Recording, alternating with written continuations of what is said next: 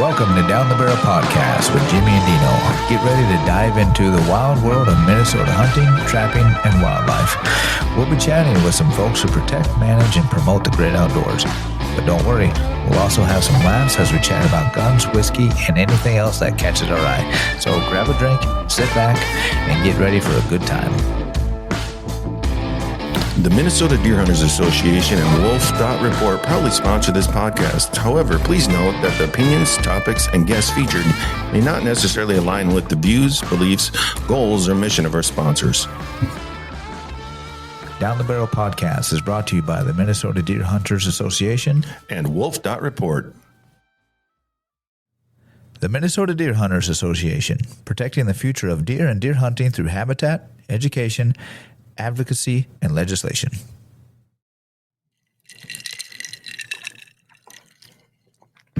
Hey, welcome to the first episode of Down the Barrel. I'm your host, Jimmy. And I'm Deano. Well, we're going to talk about, whitetails, hunting. We're going to talk about wolves. Whiskey. Yeah, and pretty much whatever we want to talk about. Right. Because it's our podcast. Right. And why should anybody listen to us, Dean? Well, that's a good question. Because we're two pretty interesting guys, pretty funny.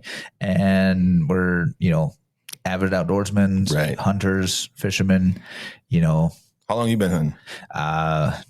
Let's see. I don't know.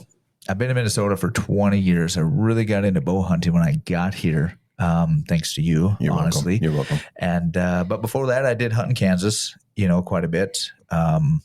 So yeah, you could probably say over 30 years, I would say. Maybe not quite, obviously. So yeah, 25 years. You're old. Yeah. I'm not that old. Yeah. I'm not as old as you. How long have you been hunting, Jim? I have been hunting since I was 11. So that was like 20 years. Yeah. You wish. I've been hunting a long time, 30 some years. And I'm from northern Minnesota. I grew up, deer hunting's in my blood. It's something we always did. Something our whole year revolved around. I've never really shot a big buck, honestly. That's for sure. I've shot some decent bucks, but nothing giant. But anyway, we just wanted to have a podcast so we could talk about the happenings in Minnesota and the hunting world in Minnesota, the controversial and the non-controversial. We have some guests lined up that are much smarter than us. That's for sure. So, yeah, we just really wanted to kind of just talk to people, right, and just kind of see. We both have ties with a couple good organizations within the state. So we just wanted to even kind of highlight them, and they are our sponsors, as you well know. So that's, kind of one premise of it. But otherwise, we just really want to talk to people, try to get some maybe not so much negative that's out there on social media and everything, and just really kind of get to the horse's mouth, as you could say, I guess, Right. Like we'll be talking to Jared over at MDHA, the executive director. That'll be one of our first episodes. Yeah, that'll be a really cool episode. I'm excited to have Jared in and just kind of see what he has to say, and just sit down and BS with him for a little bit. Right. Find out if he actually does really hunt. Right. Although I do know he does have a rifle. I actually I shot with him once out at the range. What kind of rifle does he have? Well, this might be controversial within itself. He 6.5 Creedmoor. Nice. But it is a really nice shooting rifle. I will say that. For all you, 6.5 haters out there, well, just, get over it. It is a nice round. It's a nice caliber. Yeah, Jared's a good guy. And actually, you kind of work for him, don't you, Deano? I do. I actually work at MDHA. I've been there, what is it now? 4 years? Yeah, a little over 4 years now. It's been really fun. I really enjoy it. A great organization to work for. But otherwise, I'm originally from southern Kansas. Like I alluded to earlier, I've been here 20 years. Yes. Now, why do you hunt in northern Minnesota? That is a good question. Yeah. It is a lot different hunting. I will say that. Yeah, you have deer down there, right? Right. I have deer in Kansas. Yes, we the family owns a ranch down in southern Kansas. How big is that ranch? It is pretty close to about 5,000 acres. Nice. They run cow-calf. My uncle run horses and everything. So it has been in the family name for generations. I wish I could tell you how many, but So a few years. yeah, quite a while.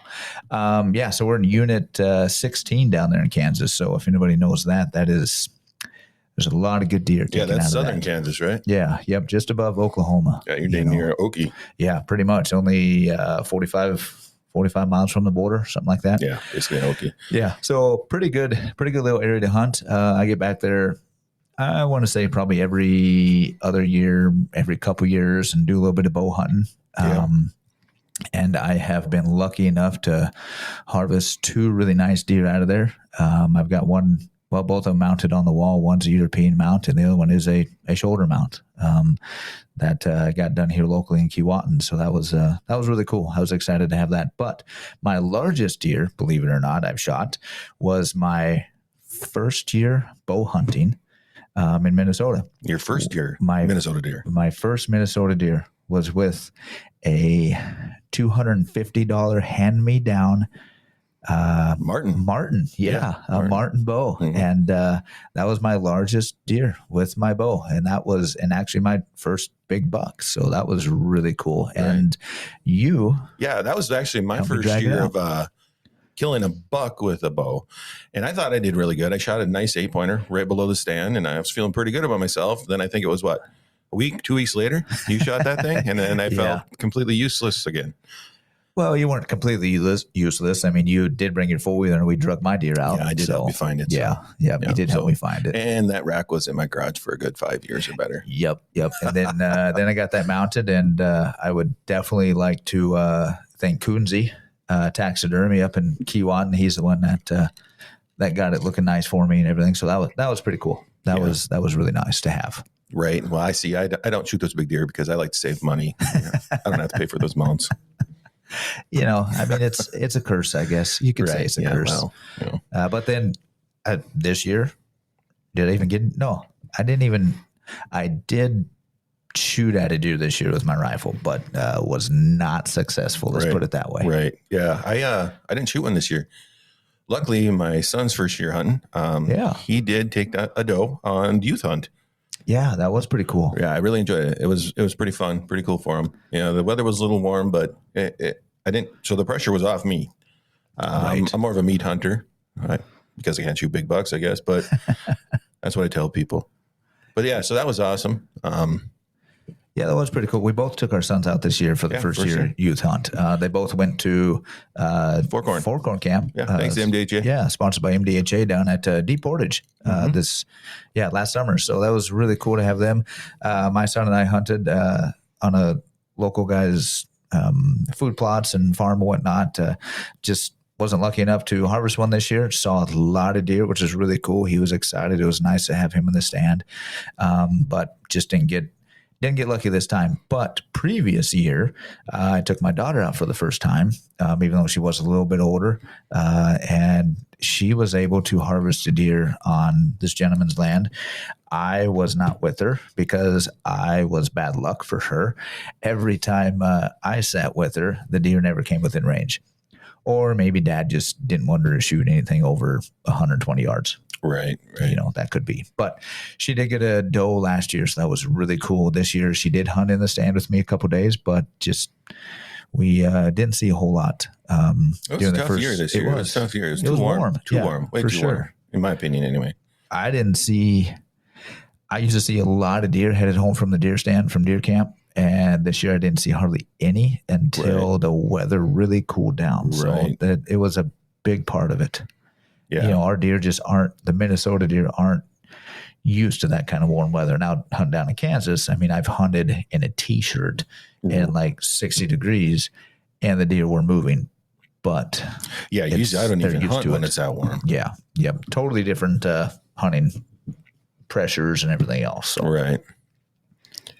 So we're actually talking about going down to Kansas this spring, aren't we? Yeah. Do a little hunting? Yeah, we're going to run down to the ranch, and we're going to do a little bit of predator hunting. I haven't done truly any predator hunting in quite a few years. Not even saying that we do it the right way or the easiest way, but we've got a few calls, we got a few guys, we got a few guns, and we're going to have a good time. And they'll be doing calving season, which is, typically the best time. The coyotes are intermingling with the calves and the cows. And so we're just going to see what we can do to help out the landowners because predators, coyotes down there in southern Kansas, well, in all of Kansas, honestly, are a big issue. So Right. Yeah, because you guys don't have wolves down there, do you? no, we do not have wolves that I am aware of. Right.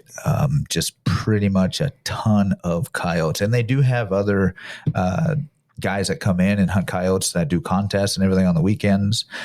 So that's pretty cool. And so they'll. So that's still legal down in Kansas, huh? I think they outlawed that here in Minnesota recently, didn't they? Yeah, I guess I'm not 100%. I think they did. We'll have to look into that. Yeah, I think they did. I think somebody told me that. But yeah, so it'll be cool. We're going to take a few guys down and just see what we can do. Right. And have a good time. We Should be might fun. even, maybe we'll get lucky and be able to do a little episode from Kansas on the road, That'd be get some pretty cool. pictures and stuff and post those on our social media. So that time of year, is it a possibility, can you shed hunt down there? Yeah. Oh, yeah. Yeah, so maybe we can find some cool sheds too. Yeah, might be able to. We don't have as many porcupines and stuff like they do up here, but obviously there are porcupines, and the coyotes honestly drag a lot of them away, and the raccoons and everything. So they are, they're around. So yeah, we could definitely do some digging around the woods. Well, that'd be kind of cool fields. just to see if there's anything out there, because I know there's some pretty big deer. I've seen the pictures. Yeah, we used to find a lot of sheds around. So, I mean, I can't imagine why we couldn't. So, yeah, that might be kind of neat. Yeah, that would be pretty cool.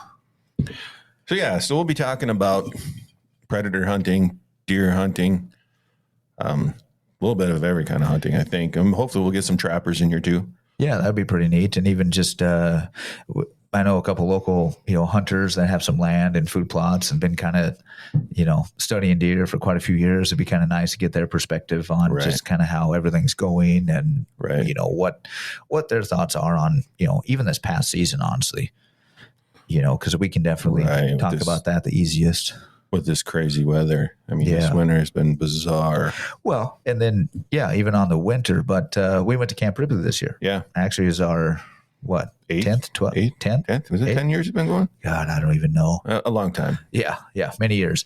And we haven't been as successful as what we would like. No, definitely not. But actually, you were the first one out of our party to harvest a deer. Yeah, it was just a doe, but it was fun. Yeah, that was definitely a different kind of hunting down there. Oh, for sure. It is.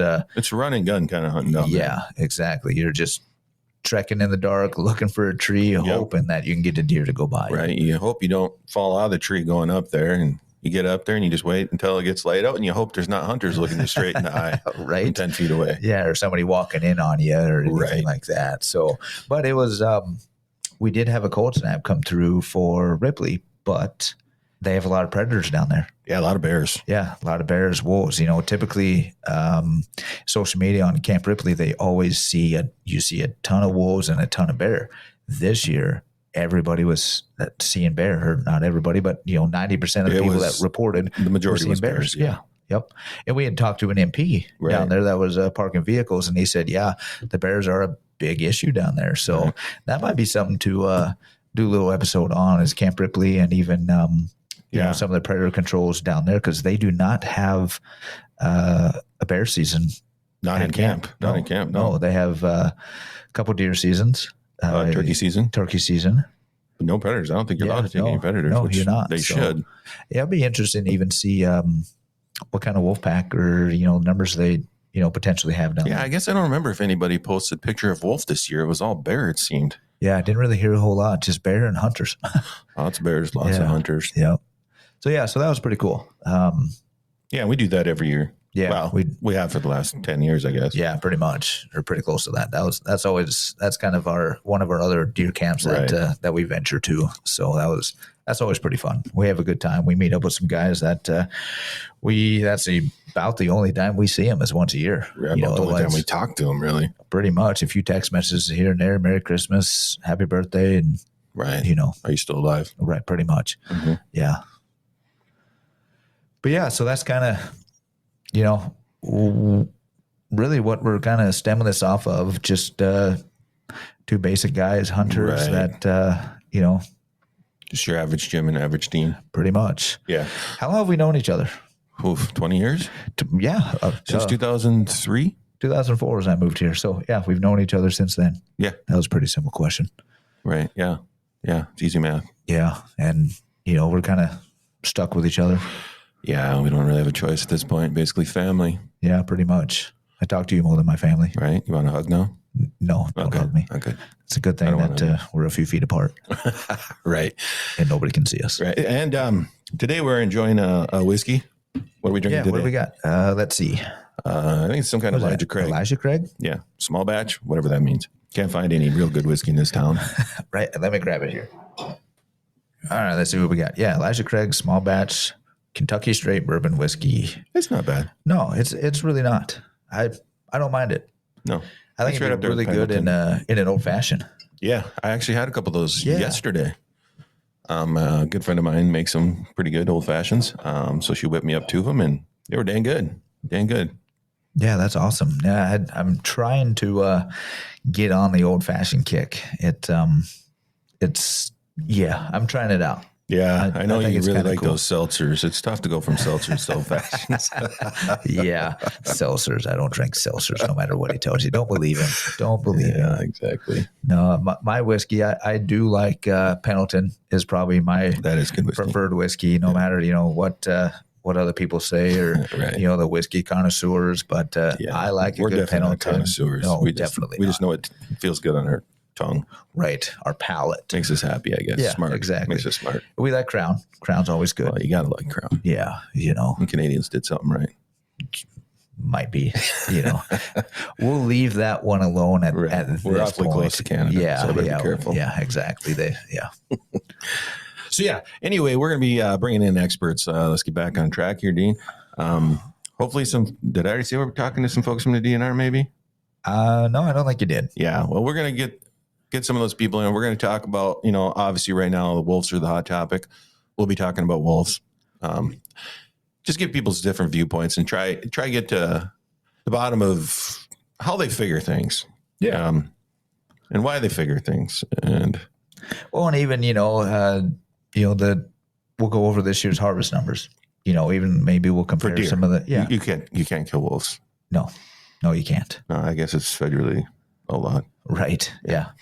Yeah, that's crazy. We'll dive into that a little bit too. Just some of the, rules and regulations, or even some misinformation that might be out there, through the World Wide Web of social media. There's an awful lot of that. Yeah, an awful lot of that. So we'll and that'll be a good question for Jared from MDHA. That'd be a really good question for him. Yeah, I think he'll be able to help us out on that. Yeah, he's a pretty smart guy. Yeah, he's very versed in that, and he's very well spoken, smart guy.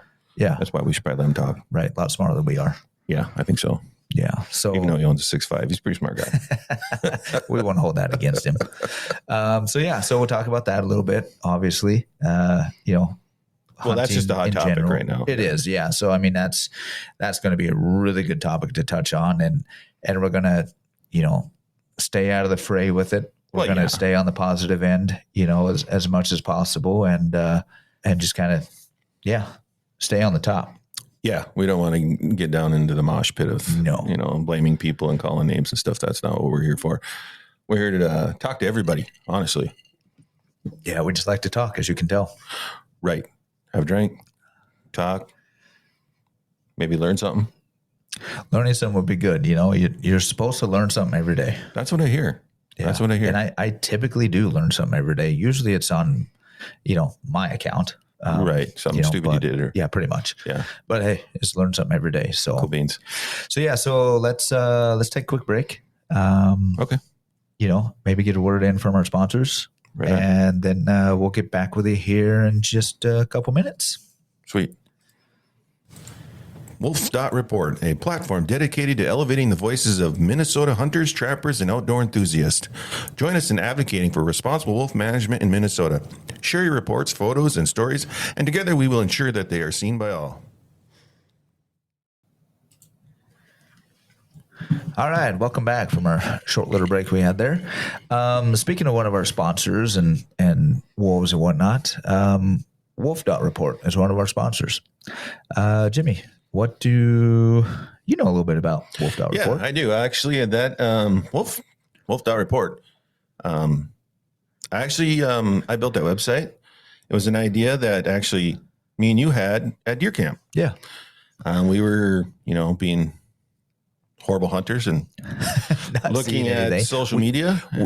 Yeah, looking at social media, and we actually had a wolf on camera opening day. Yeah, opening night. Yeah. Yeah, yep. Yeah, it was great. We saw the wolf on the camera out by the stand. And so it was on our mind, and we were looking at some of the drama online. Yep. And I just thought it'd be a great idea if we had a spot for hunters, trappers, outdoors people to share their encounters, right? Whether it be a simple story or trail cam photos. That's what we got most of. Yep. And just share it and put it out there. Put it on the website with location and track that kind of information. Well, the plan was to actually, because we read all this stuff, people are saying that there's, 3,000, 8,000, 10,000 wolves. I mean, I've read a report where some guy thinks that there's 30,000 wolves in the state of Minnesota, which is, I guess I'm not going to say ridiculous, but that seems like a lot. Yeah, it's questionable. So we really wanted to, then obviously everybody's contradicting, the Fish and Wildlife. They say that I think the report is, or even the DNR says there's 2,700 wolves in the state of Minnesota. So it's like, okay, if everybody is seeing all these wolves and they're not seeing any deer, can we track that, at least their sightings, and see? Obviously, we know where most of the wolves are located in, north of the Iron Range. But just simple, regular hunters, not misdrew data, from the DNR or Fish and Wildlife or anybody, real life, outdoorsmen that see what are in the they woods. see. Yeah, exactly. Because they're the one in the woods. So that's what was a premise of our conversation, is how can we track some of this and make it real? Right. Give these hunters with trail cams and everything a place to go to show it, other than just a deer hunting Facebook page or just on their own Facebook page, just randomly post. I saw wolf last night. Well, now we can track it. Everybody can go see it. Yep. You can point people to it and say, hey, look at all these sightings we're having. Yeah. There's locations you can see. You can see the pictures a lot of the times. Sometimes video. Yeah. So how do you decipher, I guess not false claims of a wolf, but if they don't have a photo, but they just say they saw something. Yeah, say they saw something. Which we do get a lot of those. I kind of mark those as alleged. Not saying people are lying. Not saying they're wrong. But if there's no proof with a photo, I just have to take their word for it. So I mark it as alleged. So kind of like Bigfoot. Right. Alleged sighting of a wolf. And, gotcha. And I know that there's going to be a certain percentage of the sightings, even of wolves with pictures, that are probably coyotes. Right. That happens. Yeah, there are times. I mean, we've had coyotes and wolves on our trail cams. Oh, absolutely. And they are, certain times of the year, they are hard to tell the difference. Yeah, depending on the angles. Which angle. Yeah, it's tough. Yeah. It's tough. I actually had a coyote on camera the other night. Oh, really? Yeah. Well, actually, it was during the day, believe it or not. I want to get out there and shoot those things. Yeah, we may have to do a little bit of predator control ourselves on a new place. Wolf.Report, we're talking about. Right. Yeah. What else did you say? Yeah. It was an idea both of us had. Yep. I built a website, so I put it together. And here we are today. It seems it's going well. Yeah, People are really sharing. I get wolf reports every day, every single day, every single night. And post them up and share what I can online, just to get the word out there. Obviously, it's a lot of basic information, but there's a lot of people that don't know about wolves as much as hunters do, and that's the people I'm trying to reach and trying to educate them on how large the wolf population is. And it is a problem to hunters. It's a problem to livestock owners, pet owners. I mean, it's a legitimate concern. Oh, for sure. And it's also, like we had stated, it's not brought to you by the DNR or Fish and Wildlife. These are just regular basic citizen hunters. science. That's what we call it. Citizen science. I like that. That's a good. Yeah, I like that term. Basically, anybody can send us their data, and our job is to share it and to store it. We have a database of all the location information and the pictures, and hopefully, sometime in the future, we can use that data to supplement maybe some of the official data and get to the bottom of how many wolves there really is in Minnesota. Yeah, because that really is the whole premise of doing that, is to truly get an idea of how many wolves are in certain areas, or, in Minnesota itself, just from that data alone, so that we can not necessarily contradict what the DNR or anybody's saying, but just give a little bit more. To supplement it. There you go. They have another data source. Take it for what it is. Yeah. And if anything else, I think it'll show maybe territory dispersal of the wolves. That's a good. Yeah. Because there's a lot of wolf reports that surprised me about where they're coming from. Yeah, there was some over Detroit Lakes. Yeah, closer to the cities, down by Malacca area. Yeah, with photos. Yeah, so that is unique. I would have never thought the wolves would go that far south. Honestly, just because of population, the forest density, right, everything like that. Right. So, but there must be corridors that they're following that they can disperse down those routes. Well, and we know that obviously, a pack of wolves, or even, a lone wolf or whatever, they travel quite a few miles within a day. I mean, it is outstanding how many miles they will travel, in a given time. Oh, for sure. And that's the hard part about it. I mean, when you look at the website and you're looking through the pictures and you see a ton of reports in one certain area, I mean, that's one thing we can do is tell the difference between the wolves. Not yet, but so it's hard to count them, but we're working on a method for that, and hopefully we get there eventually. And then another thing I wanted to mention is, I think it was yesterday, the day before, I actually had a report come in via email about a cougar over Bemidji area. Yeah, I saw that. I read that on there. Yeah. Did I post that on there? You did. Huh, okay. Sometimes I forget, but yeah. So if you guys even see any of the cougars, I'd love to keep a database of that too. I know throughout the year, there's several cougar sightings. And I thought it was interesting that somebody included it with their wolf sighting. So yeah, that is pretty cool. And there was, I believe, a report, a video or picture on a trail cam in Itasca County just this past deer season. Really? Yeah, I want to say it was probably mid-November. I guess I'd have to, I'd love to see that. Go back through social media and see if I can find it. But I do remember seeing that. Yeah, so that is pretty cool. Yeah, I thought it was pretty neat to hear that. There was several sightings, actually, according to this person, in the Bemidji area. Of a cougar mountain lion, whatever you want to call it. So one thing that I think could be really cool, get back to talking about how to tell the difference in the wolves, that they're different wolves that, say one person is seen on their trail cam, is maybe we should try to talk to Voyager's, Wolf Project. Talk to them, because obviously they do a lot of trail cams and study the wolves, and they seem like really smart guys. Yeah, so at least they might help us be able to decipher a little bit of the information. Yeah, I was hoping we could maybe talk to one of the guys over there and just, they might laugh at Wolf.Report because they've been doing it for years and they're right. They're smart guys. Yeah, a lot smarter than we I love their maps. Yeah, all those maps are awesome with their tracking and their collar tracking. Yeah. That is really cool. So I wonder if they actually if they get to put collars on wolves. Yeah, that might be something that we should look into that. Yeah, I don't know if you can just go do that. I mean, I suppose you must have to have some kind of permit. I mean, you can't just capture a wolf. You wouldn't think so. It'd be a little bit harder to do. Yeah, I can't imagine. It's like trying to capture my black lab from running around. Right. It's like, yeah, good luck with that one. No doubt. So yeah, Wolf.Report.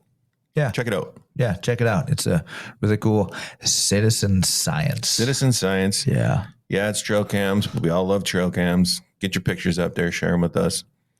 Let us know if you see Bigfoot. Yeah. Alleged. I want pictures too, because this alleged stuff, Maybe we should track Bigfoot. Reamer, what is it? Bigfoot capital of the world? Yeah, is it the world or just Minnesota? I think it's not the world. Is it the world? I guess I think so. Have you ever seen Bigfoot down there? I have not, other than driving through Reamer. I don't even know. I can't even count how many they have posted through the town of Reamer. I think they have one in Warba too, don't they? Right on the edge of town there. I thought I saw some. I think maybe they're the capital of Bigfoot or whatever it is. But yeah, Reamer is for sure the capital of Bigfoot. That's what they say. Yeah, that's what they say. I couldn't tell you. Never seen one. Anyway, yeah. If you got pictures of Bigfoot on your trail cam, cougars on your trail cam, wolves on your trail cam, send it in. Send it in to Wolf.Report. Yeah, we'll take a look at it, decipher it. Yeah, you got a good story? Share that too. We love sharing stories. Hunter stories are great. There's a really good story popular. From a guy down, where was that, in the Perham area? Is that Yeah, right? I think it. Yeah. Yeah, forget his south name. of Detroit Was it Lakes. Chris? No, Nick. Yep.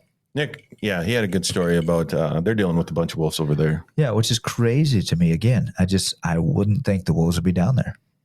I mean, granted, not that they stay in one area, but Well, yeah, and that's part of the, what Wolf.Report can do. It can share that, where you might not think there's wolf problem or wolf issue in hunters and livestock owners. Right. It'll show you where they actually are.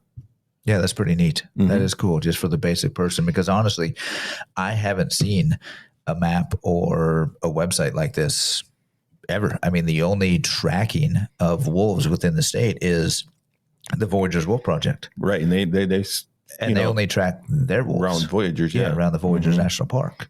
Yeah. So it is kind of neat to be able to see that, because otherwise we have no idea. I mean, any other map I've ever seen just has colors and say this is where they could be. Right. This is where we think they're. Like the DNR has their website of their territories. And obviously you look at that map and then you look at Wolf.Report, and it's definitely grown. And I don't know when their map's from, but it's definitely grown. Yeah. According to the last map I seen from the DNR. Yeah. No, that's pretty cool. Yeah, that's awesome. Yeah, and I'm sure we'll be talking more about Wolf.Report and for all sure, things that go along with it. Yeah, if we get some really cool, stuff on there, or articles or whatever, we can definitely talk about those a little bit more. Right. Or anything that you guys want to talk about. So awesome, cool. Well, let's take a little quick break again and hear a word from our sponsors. The Minnesota Deer Hunters Association, protecting the future of deer and deer hunting through habitat, education, advocacy, and legislation. All right. Well, I think that's about it for today's episode. Yeah, I think it's a good introduction. Yeah, it really was. We kind of talked a little bit about us. We talked about, kind of how we got our beginning to this. Right. And I think we'll definitely get better as we go along. I sure hope so. I sure hope so. So yeah, please stick around, stick with us. We're going to get better. We're going to have some good guests on that are much smarter than us, and you'll probably learn something. Yeah. Maybe not from us, but from our guests. Yeah, for sure. Definitely for sure. And we'll have a little bit, we'll kind of go along with some topics and have some better data, you know, and just, we'll make it fun. We'll make it interesting. Yeah. Keep listening. We're going to get better. We will. This is our first one. We'll even have video eventually, I think. Well, let's hope. Yeah. Although I don't know if anybody really wants to see us. No, like what'd your mom say? She said I definitely have a face for radio. Yeah. Yep. So my wife might agree with that as well. Well, I do. I'm glad you're only a foot and a half away from me too. Right. All right. Well, so next time we're hoping to have a guest on. Yeah. Hoping Jared will join us. Yeah, that'd be good. Jared from MDHA will hopefully join us next time. Maybe he'll, kind of be our, constant guest speaker. Who knows? Maybe we'll just get a few others. Yeah. Hopefully he'll still want to talk to us. Yeah. I don't think we offended him too bad. No, there's nothing wrong with 6'5". No, not totally. No, I mean, no. I mean, I think it'll kill a deer. Yeah, I think so. All right. Well, with that, we are going to let you guys go, and we will. Yeah. Yeah. Thanks for listening. Yeah. We apologize if we suck. We're going to get better. We are going to get better. Mm-hmm. It's only up from here, right? Well, I think that's the only direction we really have to go. Well, I hope so. Right. All right. Well, we'll talk to you next time. Right. Sounds good, guys. We'll see you later. Views expressed by Jimmy and Deano or podcast guests are solely their own and do not represent the Minnesota Deer Hunters Association and Wolf.Report.